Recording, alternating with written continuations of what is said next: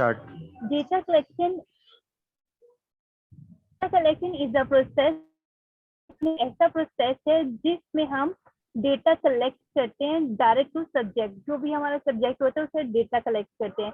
The actual step of collecting data are specific to each study and depend on the research design and measurement technique. तो हमारे actual step होते हैं data collecting की, वो specific होते हैं और जो वो स्टडी डिपेंड होती है रिसर्च डिजाइन पे. आपका रिसर्च डिजाइन कौन सा है, उसकी मेजरमेंट टेक्निक क्या है. During the data collection period, the researcher focus on the obtaining subject. जो आपका डेटा कलेक्शन का पीरियड होता है, और रिसर्चर का जो होता है फोकस उसके सब्जेक्ट पे होता है. उसका सब्जेक्ट क्या है, वो किसके थ्रू डेटा कलेक्ट कर रहा है, या किस पॉइंट का डेटा कलेक्ट कर रहा है.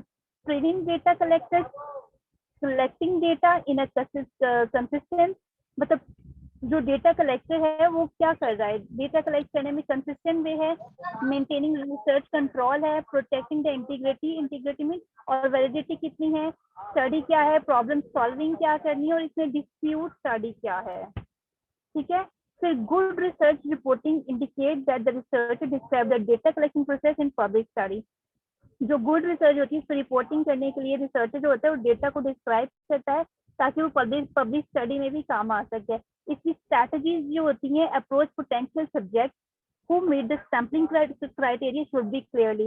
इसी स्ट्रैटेजीज को अप्रोच करेंगे कि ये किस तरह की पोटेंशियल में यूजफुल है. सब्जेक्ट जो है ना वो सैम्पलिंग क्राइटेरिया जो है ना आपस में मीटअप होना चाहिए कि हमारा सैम्पल सब्जेक्ट से जो हम डेटा कलेक्ट कर रहे हैं उससे रिलेटेड है, उसका क्राइटेरिया मैच है. Researchers should also specify the number and characteristics of subject who decline the participant in the study. जो रिसर्चर होगा उसको मस्ट स्पेसिफिक नंबर और कैरेक्टरिस्टिक पता होना चाहिए कि मेरे सब्जेक्ट के जो क्या है. Who decline the participant in the study, मतलब कुछ जो पार्टिसिपेंट होते हैं वो जो इसमें मना ना करे, जबरदस्ती किसी को नहीं करना, जो डिक्लाइन कर वो डिक्लाइन कर सकता है.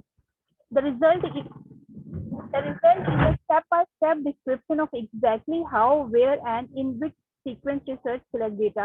मतलब हम डेटा कलेक्शन में कैसे करते हैं, हाउ वेयर कैसे किया, कहाँ से किया है, रिसर्चर का जो है ना डेटा कलेक्शन का मेथड क्या था, सीक्वेंस क्या था. Many study use data collection from to gather data. This from many use to record data. ज्यादातर जो होते हैं स्टडीज डेटा कलेक्शन करते हैं, डेटा को एक जगह करते हैं, फॉर्म ऑफ रिकॉर्ड डेटा बना देते हैं. फिर पेशेंट रिकॉर्ड जैसे होता है हमारा सब्जेक्ट पे डिपेंड होता है. Information as a demographic data, जैसे डेमोग्राफिक होता है एज क्या है, नंबर क्या है, फैमिली में किस नंबर पे आ रहा है, इस तरह से. तो से इट्स एनफ. चलो आप अपने आप को साइलेंट करें. Thank you. सही है. कोई इसको एलैबोरेट कर सकते हैं? टिल नाउ दो अल्फाजों में. ये सर इसमें ये बताया जा रहा है कि जो रिसर्च में जो भी चीज़ें होती हैं स्टेप बाय स्टेप होती हैं, और उसमें जो अगर जो रिसर्चर जिस स्टडी सब्जेक्ट पे काम कर रहा होता है अगर वो डिक्लाइन होना चाहे तो वो उसे अपनी रिसर्च के अंदर जो है वो बताएगा कि कितने पार्टिसिपेंट थे और कहाँ पे जाके डिक्लाइन हुए, यानी कि कौन से पार्टिसिपेंट ने दरमियान रिसर्च के दरमियान जो है इस रिसर्च को छोड़ा है, वो उसकी पूरी डिस्क्रिप्शन इसमें लिखेगा. और मोस्टली जो रिसर्च जो गैदर की जाती है वो जो है उसमें जो है उसका डेमोग्राफिक और उसके सब्जेक्ट की पूरी इंफॉर्मेशन जो है वो सारी जो है डेटा कलेक्शन के दौरान जो है ली जाती है. Data collection tasks during either quantitative or qualitative research, the investigator perform 5 tasks during the data collection process, and these are detailed in research report. वो कहते हैं कि क्वालिटेटिव स्टडी हो या क्वांटिटेटिव स्टडी हो, रिसर्चर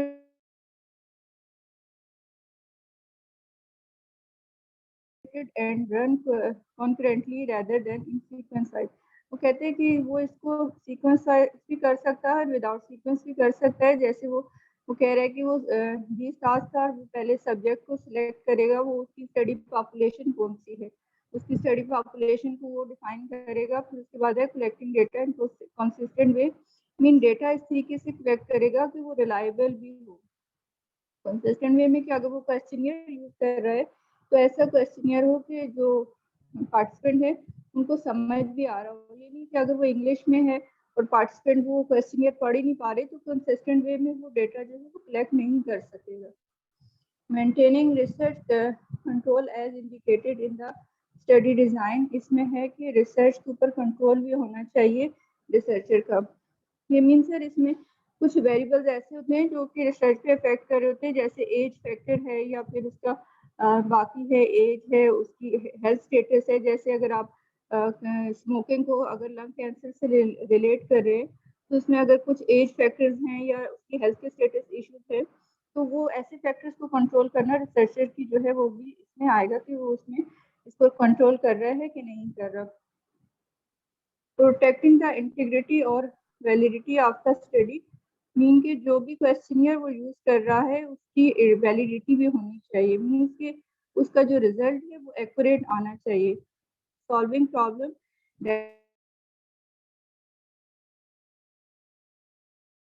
प्रॉब्लम को भी solve करना है जो स्टडी को डिस्टर्ब कर सकते हैं, जैसे कि मैंने बताया कि जैसे कोई ऐसा एरिया है, कल्चरल सेंसिटिव एरिया है जहाँ पे आप रिसर्च करने जा रहे हैं, तो वहाँ पे ऐसे प्रॉब्लम आ जाते हैं कि वहाँ पे पहले आपको ट्रस्ट गेन करना होता है, फिर जो है जैसे आप प्रेगनेंसी से रिलेटेड या आप अबॉर्शन से रिलेटेड डेटा जो है वो कलेक्ट करना चाह रहे हैं, तो आपको जो है इन प्रॉब्लम को भी सॉल्व करते हुए चलना है।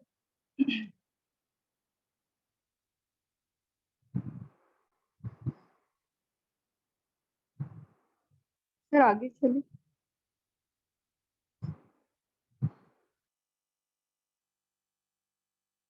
रिक्रूटिंग सब्जेक्ट सबसे पहले मीन्स के रिक्रूट करना या सब्जेक्ट को सिलेक्ट करना, मीन्स के आप जो भी स्टडी वो कर रहे हैं, रिसर्च कर रहे हैं, उसके अंदर आपकी स्टडी पॉपुलेशन कौन सी होगी। मीन्स के सब्जेक्ट में be recruited only at the initiation of data collection और throughout the data collection period. Means के आप ये जो सब्जेक्ट होते हैं, आपने फर्स्ट करें आप आगा खान में जो है नोसोकोमियल इन्फेक्शन आईसीयू के अंदर आप जो है वो करना चाह रहे हैं रिसर्च, तो आपको पता होना चाहिए कि आपके जो सब्जेक्ट्स है वो कौन से हैं, मीन्स की स्टडी पॉपुलेशन क्या है आपकी। The design of study determine the method of selecting subject. आपकी स्टडी डिजाइन बताती है कि आपके सब्जेक्ट को जो है वो कौन से मेथड से जो है सब्जेक्ट सिलेक्ट करने हैं। क्वालिटेटिव स्टडी है तो जाहिर सी बात है आपका जो है सब्जेक्ट जो साइज होगा या सैंपल साइज होगा वो स्मॉल होगा, और अगर क्वांटिटेटिव है तो उसमें जो है जो आपका स्टडी पॉपुलेशन जो सब्जेक्ट है वो उनका जो है सैंपल साइज इंक्रीज होगा। Recruiting the number of subject originally planned in a criteria because data analysis and interpretation of the finding depend on having an adequate sample size। Means कि अगर आपका सैंपल साइज एडिक्वेट होगा, आप qualitative study कर रहे हैं तो उसमें आपका जो स्टडी साइज होगा वो कम होना चाहिए ताकि आप अच्छे से कॉम्प्रिहेंसिव इंफॉर्मेशन ले सकें।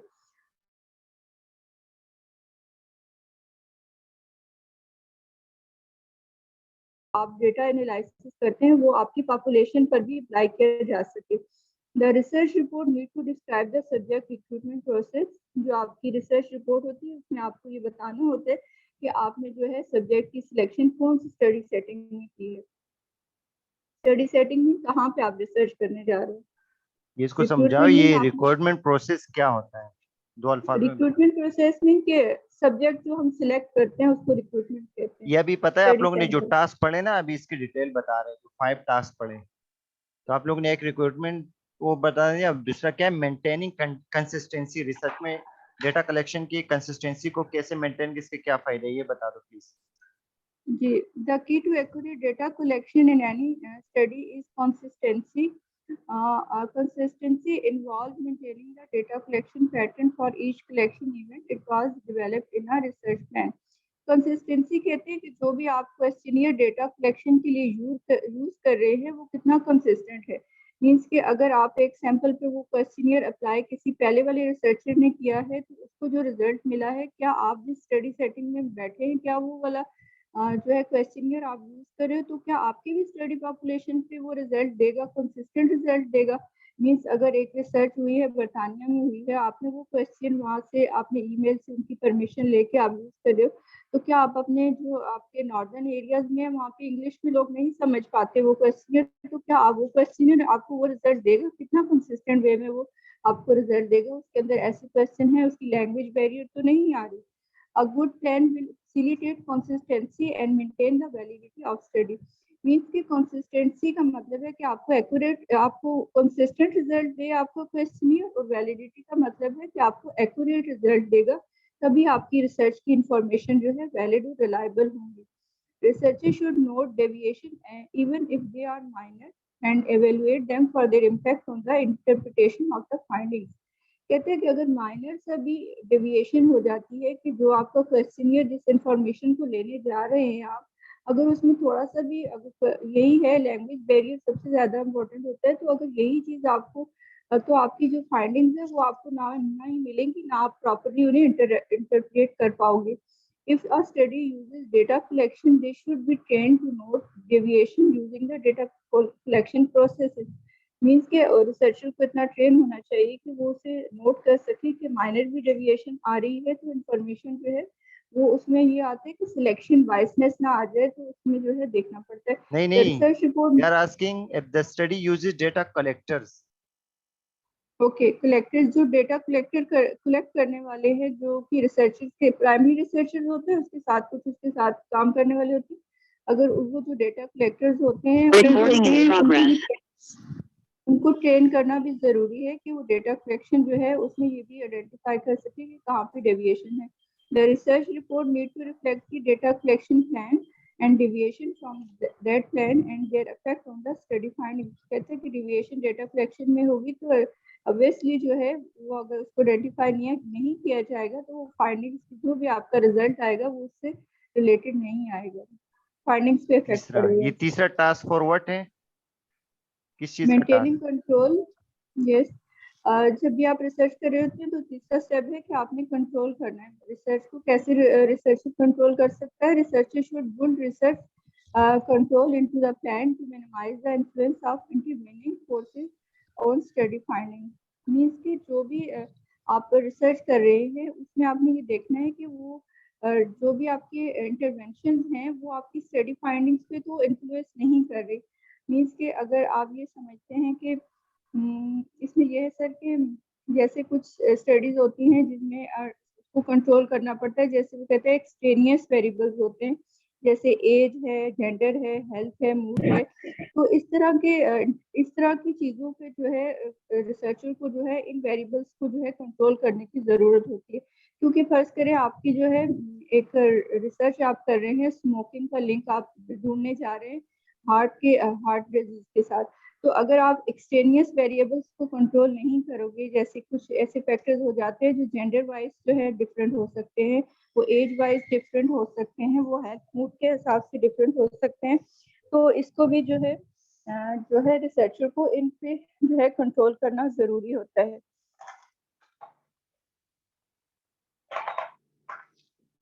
फिर इसके बाद है sir, many controls are not natural in field setting and maintaining them in is not easy.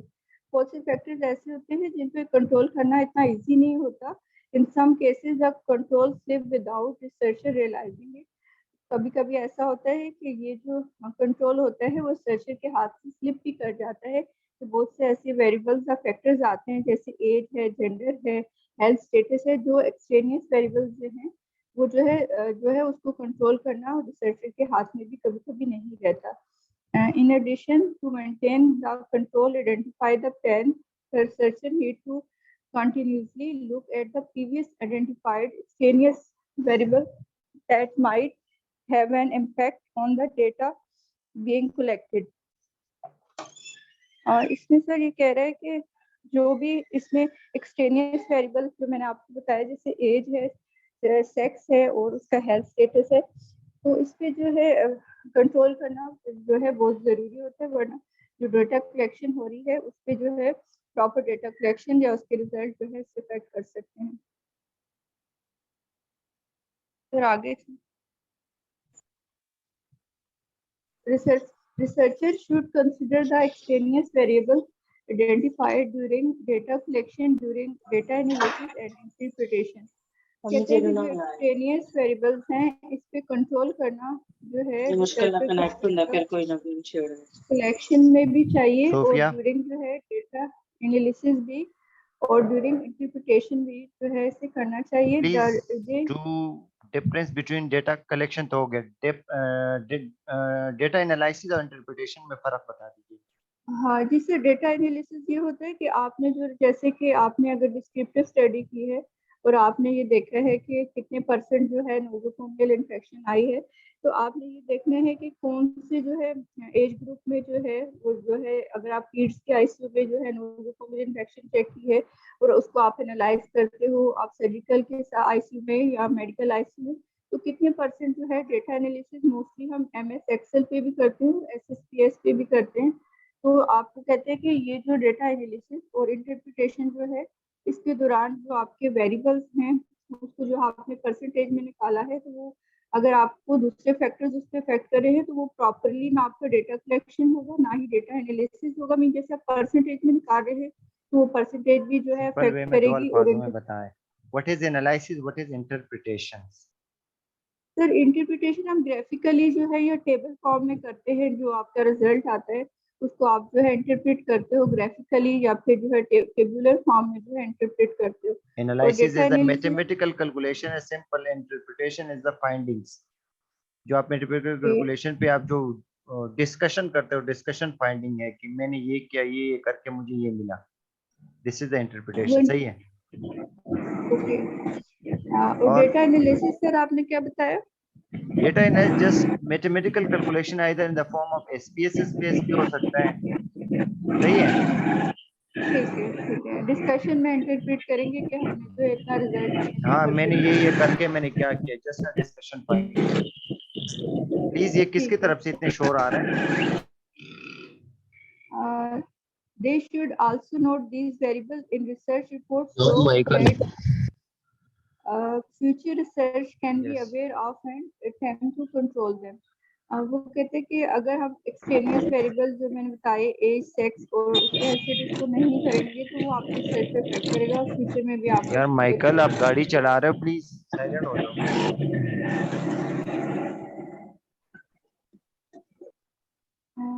Maintaining सही।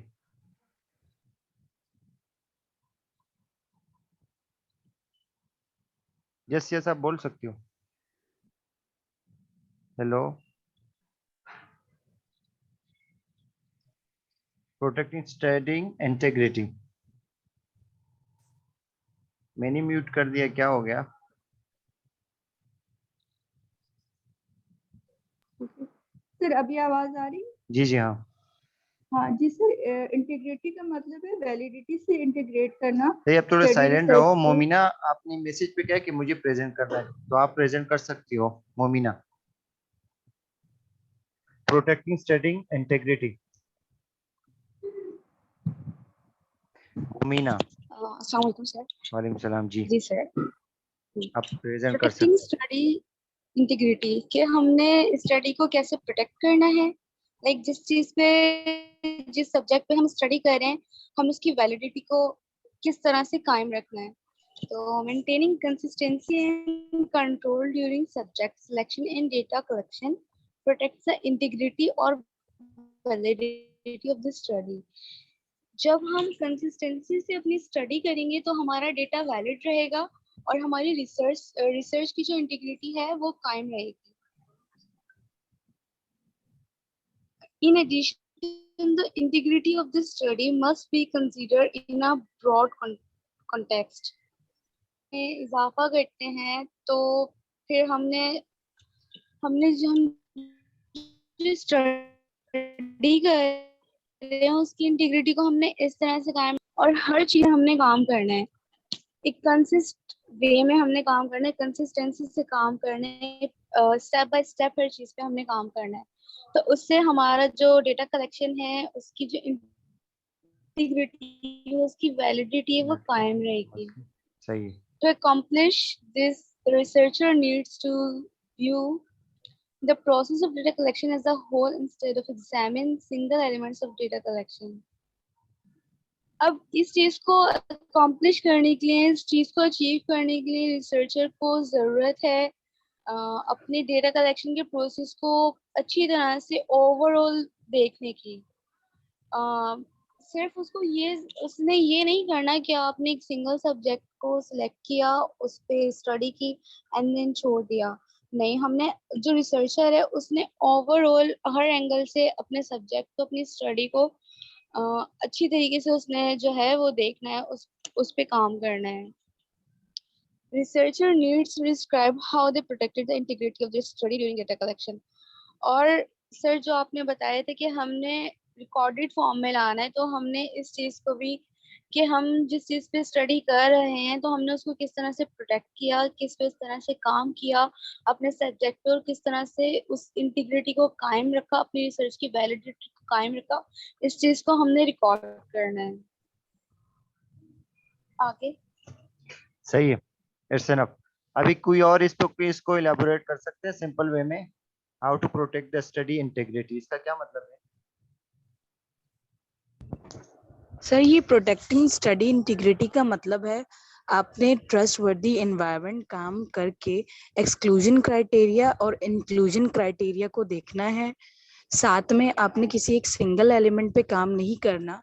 अगर आप सपोज किसी एक चीज को फाइंड आउट करने जा रहे हो तो आप उसके सब सीक्वेंस में जो अदर एलिमेंट्स उस पर अफेक्ट कर सकते हैं, अब उसको ज़ेरे असर लेकर आओगे और उन सबको अपने पास नोट डाउन करोगे, ताकि जो छोटी छोटी चीजें हैं वो आपकी स्टडी पे कितना जो है वो अफेक्ट कर सकती हैं। तो ये सब कुछ आपने नोट डाउन करके लिखना है, ताकि आपके पास एक इंटीग्रेटेड वे में जो है वो ट्रस्ट वर्दी स्टडी सामने आए, जिसपे आप वैलिड कर सके और जो रिलायबल हो। What about this solving problems? कौन प्रेजेंट करेगा ये? Who will be present this solving problems? Jahangir yes sir, कर सकते हो तो कर लो, वरना जबरदस्ती नहीं है, कॉन्फिडेंटली। प्रॉब्लम सॉल्विंग का ये मतलब है कि रिसर्चर को जब वो डेटा कलेक्शन करता है तो उसको कई चैलेंजेस का सामना हो सकता है, कोई फ्रस्ट्रेशन वगैरह, तो वो उसको कैसे उस प्रॉब्लम को कैसे सॉल्व करेगा वो, या उसको सॉल्व करना चाहिए। The fact that problem occur is not important as the success of problem resolution. Problem तो लाजमी आएगा, उससे ज़्यादा ज़रूरी ये चीज़ है कि आपने उसको किस तरह कामयाबी के साथ उसकी सोल्यूशन निकाला। Therefore, the final and perhaps most important task of data collection period may be problem resolution. तो उसमें ये आपने डेटा कलेक्शन के दौरान इन सारी चीज़ों को देखना है। There is little in the scientific literature about the problem encountered by nurse researcher। जो जितने भी रिसर्चर्स वगैरह होते हैं वो इस तरह के जो लिटरेचर में अपने प्रॉब्लम्स का जिक्र नहीं करते। Next sir. अभी देख लो, अभी तक हमने कितना पढ़ा है प्लीज? आप लोगों ने डेटा कलेक्शन के लिए कितने टास्क पढ़े? 4 या 3? 5 है ना? 5 पढ़े। 5 टास्क पढ़े, सही है। सबसे पहला कौन सा टास्क था? सर सिलेक्टिंग सब्जेक्ट्स था, सेलेक्टिंग रिक्रूटिंग करना सब्जेक्ट को। सही है। दूसरा कौन सा था? What was the second one task for data collection? Consistency. अभी कोई और पढ़ाएगा, आप नहीं बोलोगे। थर्ड वन कौन सा है? कंट्रोल करना है, कंट्रोल करना है ना, कंट्रोल है। चौथा, फोर्थ वन नो पता। और फिफ्थ वन क्या है? सॉल्विंग प्रॉब्लम है।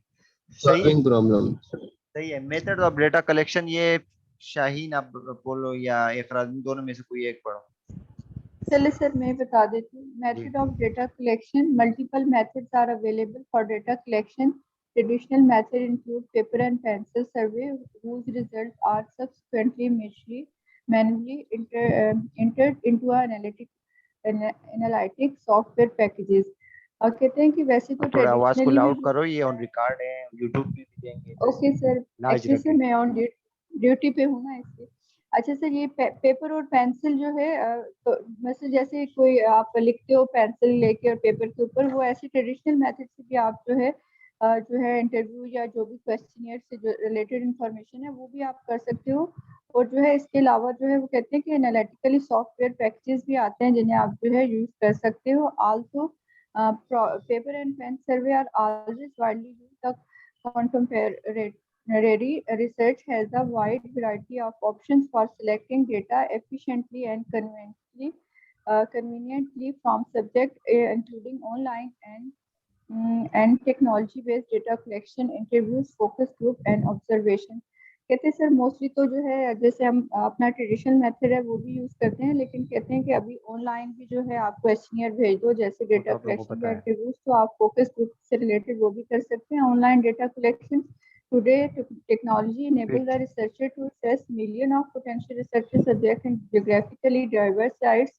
कहते हैं कि अभी टेक्नोलॉजी इतनी ज्यादा हो गई है कि मिलियंस ऑफ जो पोटेंशियल रिसर्च हैं वो में जो सब्जेक्ट हैं वो जियोग्राफिकल एरिया का उसमें डाइवर्स एरिया जहाँ पे होते हैं वहाँ पे भी आप जो है उस टेक्नोलॉजी को ऑनलाइन आप डेटा कलेक्शन कर सकते हैं। आप क्वेश्चनियर भेज सकते हैं, वो फिल करके भेज सकते हैं, आपको उसका रिप्लाई कर सकते हैं। The online environment create opportunity to data collect data globally, especially among difficult to assess population। वो पॉपुलेशन सर जो पहाड़ी इलाकों में जहाँ पे आपने वहाँ पे जाके डेटा कलेक्शन करनी है या जो आपकी फिजिबल नहीं है, आपकी रीच से दूर है, एक्सेसिबल नहीं है, वहाँ पे भी आप ऑनलाइन जो है डेटा कलेक्शन कर लेकिन हमने सकते क्या हैं। पढ़ा था?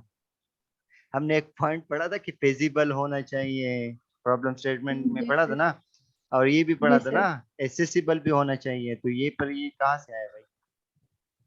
जी जी सर, अगर वो चाहते हैं कि कोई ऐसा उनका कुछ ऐसा रिसर्चर क्रिएटिव माइंड होते हैं, अगर वो हाँ हाँ, फिजिबिलिटी को भी नहीं देखते और वो कहते हैं कि ये चीज़ हम ऑनलाइन वहाँ पे अगर क्वेश्चनियर फिल कर सकते हैं, तो अगर ऑनलाइन अगर व्हाट्सअप कर देते हैं तो वो भी क्वेश्चनियर फिल करके आ जाता है, तो उससे वेब भी आप बेस्ड कर डेटा। सकते हैं। Web-based data enter in efficient and effective and delivered in a way that is convenient for subject। कहते हैं कि जो भी वेब के से जो आप ऑनलाइन डेटा जो कर रहे हैं वो इतना एफिशिएंट और इफेक्टिव होना चाहिए कि वो उसके मतलब तो इस तरह से होना चाहिए कि सब्जेक्ट उसके लिए कन्वीनियंट हो, मीन्स कि उसकी जो लैंग्वेज है या उसको जो है वो इंटरप्रेट इजी कर हो। सके और उसके अकॉर्डिंगली आंसर कर सके, मतलब कि आसान हो, इजी हो। Data processing and analysis are expanded when web-based survey are used because data can be directly downloaded into analytics software। कहते हैं कि इस तरीके से जो है सर ये आई थिंक SSPS के बारे में कह रहे हैं कि एनालिटिक्स सॉफ्टवेयर में जो है डाउनलोड करना वो डेटा आसान होता है, और जो ऑनलाइन डेटा जो है उनसे लेते हाँ हैं। हाँ, collecting data through social media. We have 6 minutes. ठीक है sir. Collecting data through social media, the use of social media and virtual network to collect data is controversial. कहते हैं तो ये हाँ, कंट्रोवर्शियल है कि इस तरह डेटा में भी एक्यूरेट मसला ना आ आए, आप सकता है। फेस टू फेस लोगे तो ज्यादा बेहतर ये सच भी रहेगा। है, मसले आते हैं आजकल इसमें, कंट्रोवर्शियल है। जी सर।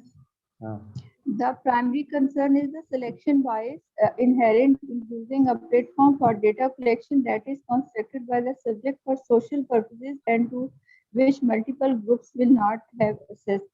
कहते हैं प्राइमरी कंसर्न तो आपका ये कि आपने जो है सिलेक्शन बायसनेस नहीं होनी चाहिए, मतलब इसमें कि प्रेफरेंसेस नहीं देनी चाहिए कि आपके अगर आपके पास व्हाट्सएप ग्रुप में आपके फ्रेंड है तो आपने उन्हीं से ऑनलाइन डेटा, तो इसमें सिलेक्शन बायसनेस हो सकती है। आप जो ऑनलाइन डेटा ले रहे हैं, फॉर एग्जांपल पोटेंशियल सब्जेक्ट में है may not have access to technology required to use social media, may lack internet connectivity or may be disinterested in a social media application।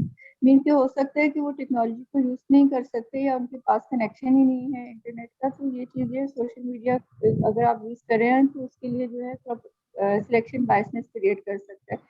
Technology based delivery, other technology based data collection systems are also available to nurse researcher. आजकल की जो nurse researcher है उसे data collection के लिए technology based भी जो है सॉफ्टवेयर और जो है डेटाबेस जो है अवेलेबल है, उनके जरिए भी काम इजी हो गया। Many of these alternative device based method are ideal for achieving with geographical coverage of the target population and less resources intensive other than data collection methods and may be superior option for collecting data that deal with the sensitive topic. वो कहते हैं कि अगर आप database use कर रहे हैं geographical area इसमें मैटर नहीं करता, जब आप ऑनलाइन चीज़ों को मेथड से जो है डेटा कलेक्शन कर रहे हैं तो आप सेंसिटिव इशू जो आप फेस टू फेस नहीं भी उनसे पूछ पा रहे, तो वो सेंसिटिव मैटर आप जो है ऑनलाइन से बेहतर तरीके से उन इश्यूज को डील कर सकते हैं। Laptop computer for example can allow subject to respond server questionnaire efficiently and accurately. कहते हैं कि लैपटॉप कंप्यूटर से जो आप जो सब्जेक्ट को अलाउ करते हैं कि वो आपको वो सर्वे या क्वेश्चनियर फिल करके दे, तो वो भी एक एफिशिएंट और एक्यूरेट जो है उसकी इन्फॉर्मेशन हो सकती है। The provision of laptop computer may be particularly helpful